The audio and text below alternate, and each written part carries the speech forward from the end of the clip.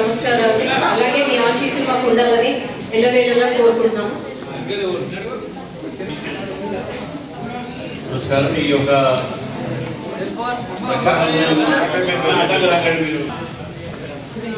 రక్షాబంధన్ సందర్భంగా దేశవ్యాప్తంగా ఈరోజు దేశంలో ఉన్నటువంటి అన్ని ప్రాంతాల్లో అన్న చెల్లెలు అక్క తమ్ముడు ఉన్నటువంటి ఒక బంధము ఒక రీతిలో జరుగుతున్నట్టు మన దేశం అందరూ తెలిసింది. ఈ సాంప్రదాయం అనేక సంవత్సరాలుగా మన దేశంలో ఉంది. ఒకప్పుడు యుద్ధానికి పోయేటప్పుడు సైనికులు కూడా మహిళలు వచ్చి వారికి రక్షాబంధం కట్టి, రక్ష అంటేనే రక్ష సెక్యూరిటీ, ఆ సెక్యూరిటీ బంధన్ ఆ రక్ష కట్టి నేను ఈ యొక్క రక్షగా ఉంటాను, మన ఇద్దరు కలిసి దేశానికి ధర్మానికి రక్షగా ఉండాలి అనేటటువంటి ప్రధానమైన ఉద్దేశంతో ఈ రక్షాబంధన్ కార్యక్రమాన్ని దేశవ్యాప్తంగా జరుపుతూ ఉంటాం. సరిహద్దులో ఉన్నటువంటి అనేక మంది సైనికులు కూడా మన దేశంలో ఉన్నటువంటి మహిళలు పురుషులు కూడా ఒక మహిళ, అదేవిధంగా అక్క చెల్లెల సంబంధం, అక్క తమ్ముడి సంబంధం, అన్న చెల్లెల సంబంధంతో పాటు మనకు ఒకరికొకరు రక్షగా ఉండాలి, మనం అందరం కలిసి దేశానికి రక్షగా ఉండాలి అనేటటువంటి ఉద్దేశంతో ఈ రక్షాబంధన్ మనం జరుపుకుంటాం. రక్షాబంధన్ సందర్భంగా రెండు విషయాలు ఈరోజు చెప్పాల్సి వస్తుంది.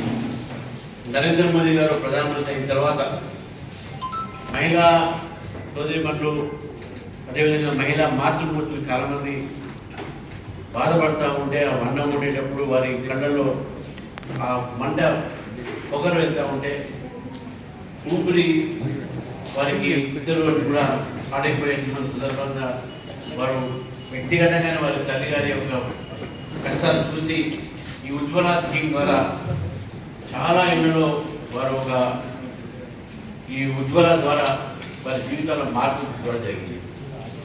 అదేవిధంగా మహిళలకు రక్షణ కోసము అనేకమైన పథకాలు, దాంతోపాటు 33% మహిళలకు నారీ శక్తి ఉందని అనేటటువంటి చట్టంతో 33% మహిళలకు పార్లమెంట్లో, అసెంబ్లీలో, చట్టసభల్లో రిజర్వేషన్లకు ఈరోజు పార్లమెంట్ నరేంద్ర మోదీ గారి నేతృత్వంలో చట్టాన్ని తీసుకోవడం జరిగింది.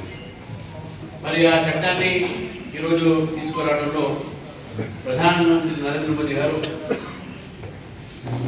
మన దేశంలో మహిళలు అన్ని రంగాల్లో కూడా పురుషులతో సమానంగా ఉండాలి అనేటువంటి ఆలోచన తీసుకోవడం జరిగింది.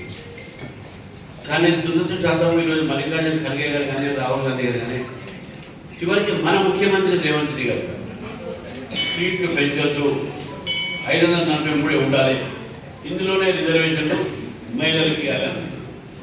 నేను ఏమంటున్నా అంటే రాజ్యాంగంలో పీరియడ్ టైం తీసుకున్న తర్వాత డీలిమిటేషన్ చేయాల్సినటువంటి ఒక అంశం ఉంది, సీట్లు పెరగాలనేటువంటి అంశం కూడా ఉంది. చట్ట ప్రకారంగా రాజ్యాంగం ప్రకారమే ఈరోజు సీటు పెరిగితే ఎస్సీ ఎస్టీ మహిళలకు సీటు పెరుగుతాయి. సీటు పెరగకపోతే ఎస్టీ ఎస్సీ మహిళలకు ఎస్సీలు ఎస్టీలు మరి మహిళలు సీట్లు పెరగవు.